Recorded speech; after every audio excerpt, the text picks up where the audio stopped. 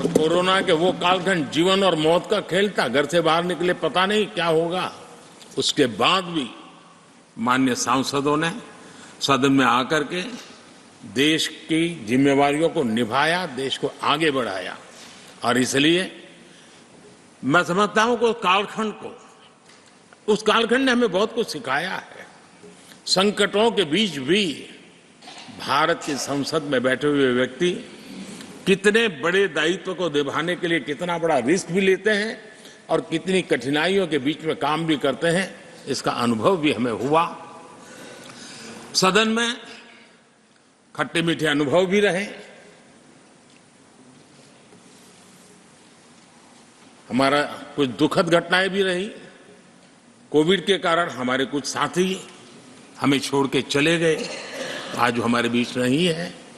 वो भी सदन के इसी कालखंड के कुछ प्रतिभाएं थी जो हमारे बीच से चली गई। वो एक दुखद घटना को हमने स्वीकार करते हुए भी हम आगे बढ़ते रहे।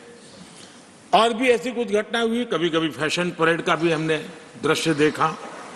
काले कपड़ों में सदन को फैशन शो का भी लाभ मिला।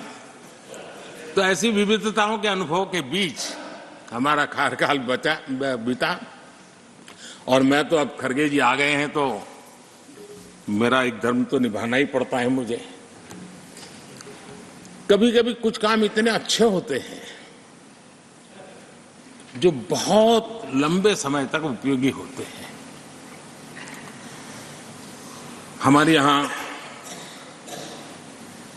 कोई बच्चा कुछ अच्छी चीज कर लेता है, कोई बच्चा अच्छे कपड़े वपड़े पहन करके अवसर के लिए तैयार होता है तो परिवार में एक आध स्वजन आ जाता है, अरे किसी की नजर लग जाएगी, इसको काला टीका कर दो। तो ऐसे काला टीका कर देते हैं। आज देश पिछले 10 साल में समृद्धि के नए नए शिखर सर कर रहा है। एक भव्य दिव्य वातावरण बना है, उसको नजर न लग जाए इसलिए काला टीका करने का आज प्रयास हुआ है। मैं उसके लिए भी खड़गे जी का बहुत धन्यवाद करता हूं, ताकि इस हमारी प्रगति की यात्रा को कोई नजर न लग जाए। ये नजर न लग जाए इसलिए आपने आज जो काला टीका किया है। मैं तो सोच रहा था सब काले कपड़ों में आएंगे, लेकिन शायद काला जोदू खिंचते खिंचते खिंचते ब्लैक पेपर तक चला गया है। लेकिन फिर भी मैं उसका भी स्वागत करता हूं, क्योंकि जब भी अच्छी बात होती है काला टीका नजर न लग जाए इसलिए बहुत जरूरी होता है। और उस पवित्र काम को, और आज जिस उम्र के हैं उस व्यक्ति जब ये काम करता है तो जरा अच्छा रहता है। तो मैं इसके लिए भी आपका आभार व्यक्त करता हूं।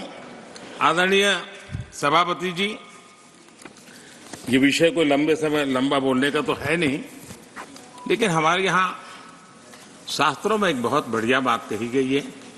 शायद हमारे सब साथी जा रहे हैं तो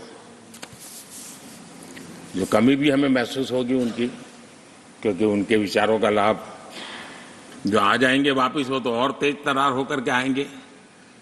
जिसको हमला करना है वो भी मजेदार हमले करेंगे और जिसको रक्षा कवच बनाना है वो भी बढ़िया बनाएंगे। वो अपना काम चलता रहेगा। हमारे यहाँ शास्त्रों में कहा गया है,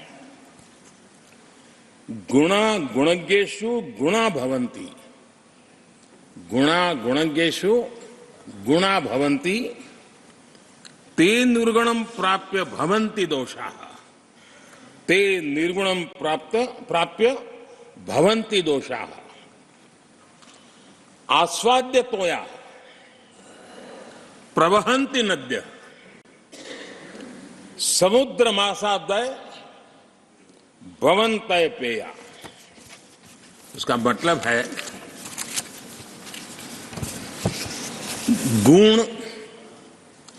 गुणी लोगों के बीच रहकर गुण होते हैं। जो गुणी लोगों के बीच रहने का मौका मिला तो उनके साथ रहने से हमारे भी गुणों में बढ़ोतरी होती है।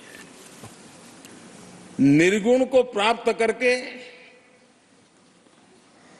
वो दोष युक्त हो जाते हैं।